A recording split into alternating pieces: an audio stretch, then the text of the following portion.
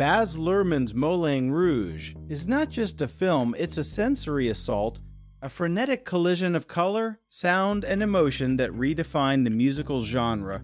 Upon its release in 2001, critics initially divided, audiences were swept away by its sheer audacity. Luhrmann's philosophy, known as the red curtain style, deliberately breaks the fourth wall and embraces theatricality, creating a world that feels both fantastical and palpably real. The opening sequence, with its whirling camera and rapid-fire editing, sets the stage.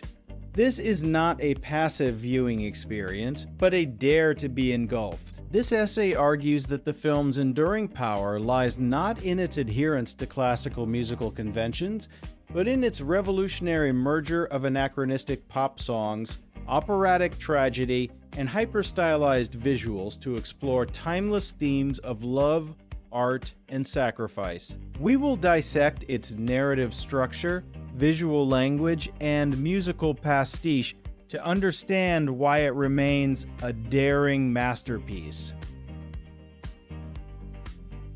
At its core, Moulin Rouge is a simple story about a star-crossed love between a penniless writer, Christian, and a courtesan, Satine, set in the bohemian underworld of Montmartre, Paris, 1899. The film frames the narrative as a tragic memoir, with Christian recounting his love story to a typewriter. This framing device creates a sense of inevitable doom, infusing every joyous moment with melancholic foreshadowing. The central conflict is not just the Duke's jealousy, but the character's own internal struggles. Christian's idealism versus Satine's pragmatism, and Satine's fear of a life without security. Luhrmann cleverly uses this classic narrative structure to hang his wild experimentation. The stakes are personal and relatable. The quest for true love and the price of artistic integrity. With each central character representing opposing forces, love, money, and art, the film becomes a philosophical debate wrapped in a spectacle. Luhrmann's visual style in Moulin Rouge is an explosion of postmodern pastiche. The set design is deliberately artificial, a candy-colored dreamscape where the can-can dancers kick in unison and the Eiffel Tower looms in the background as a cartoonish monument. The camera work is relentlessly kinetic, employing whip pans, crash zooms, and quick cuts to convey a sense of breathless urgency. This style is not merely decorative, it serves a narrative purpose. The chaotic visuals often mirror the internal turmoil of the characters, especially during moments of heightened emotion.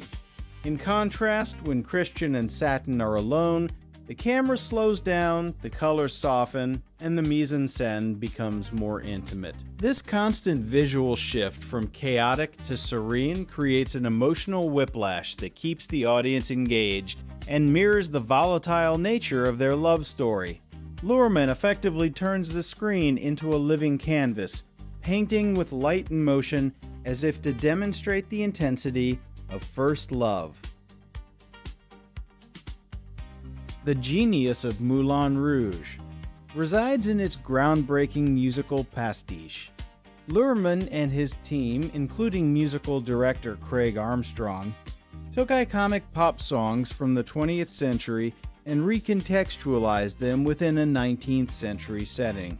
Lady Marmalade, originally by LaBelle, becomes a roaring anthem for the courtesans, while Elton John's Your Song is transformed into a tender duet signifying true love. This anachronism is not a gimmick. It's a deliberate commentary on the immediacy of emotion. The songs act as a shorthand for the characters' feelings, bypassing traditional exposition. When Satine sings, "I will always love you" to the Duke, the audience recognizes the lyric's declaration of love intended for Christian, creating a dramatic irony that is both powerful and poignant. The use of familiar tunes allows viewers to plug their own emotional memories into the narrative, making the film a collective experience.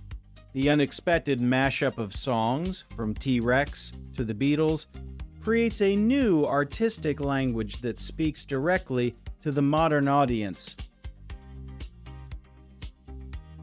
Beyond the spectacle, Moulin Rouge explores a profound philosophy of love. Christian's mantra, "The greatest thing you'll ever learn is just to love and be loved in return," is the film's thesis.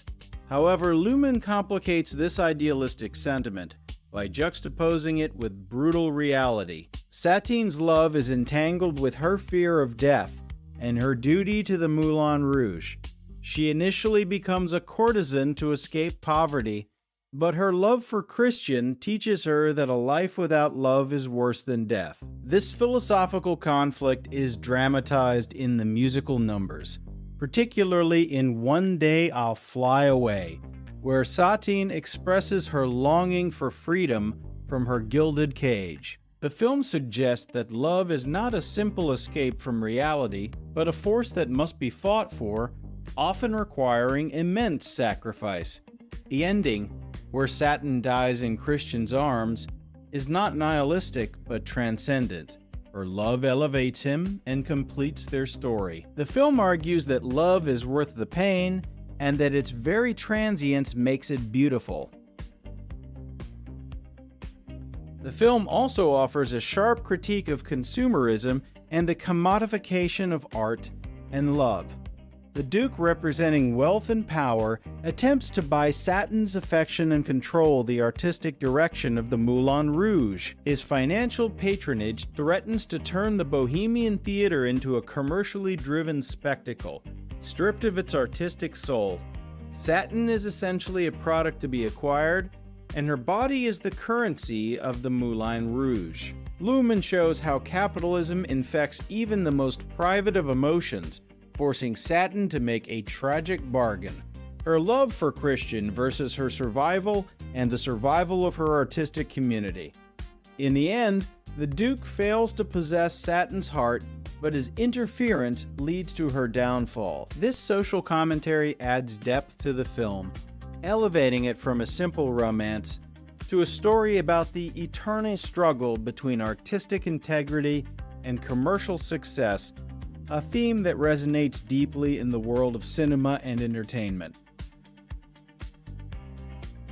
Baz Luhrmann's direction is masterful in its control of tone and pace.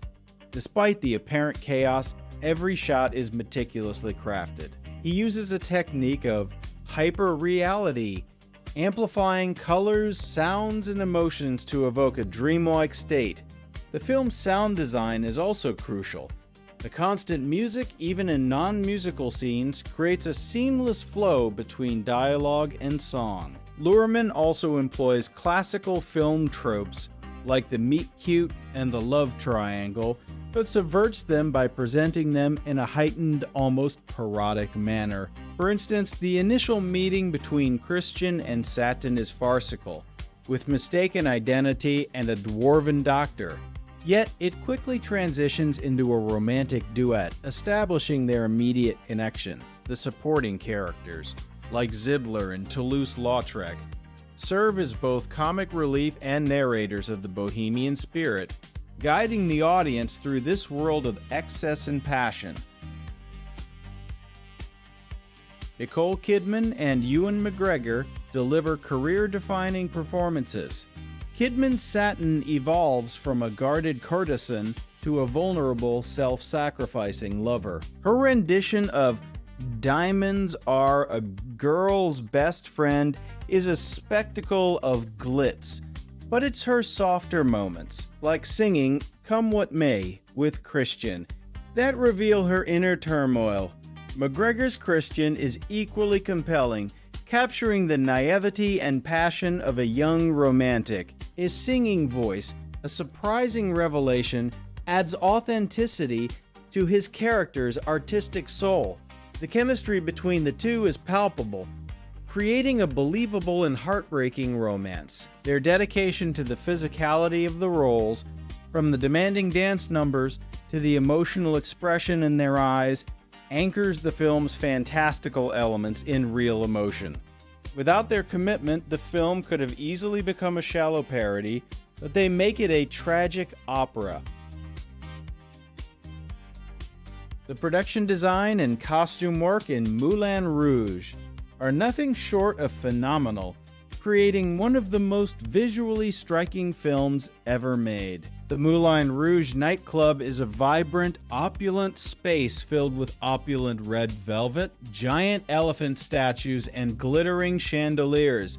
The costumes are similarly extravagant, with Satine's iconic corsets, diamonds, and feather fans, embodying her status as the sparkling diamond. The Duke's severe black attire contrasts sharply with the bohemian colors of the rest of the cast, visually representing his outsider and controlling nature.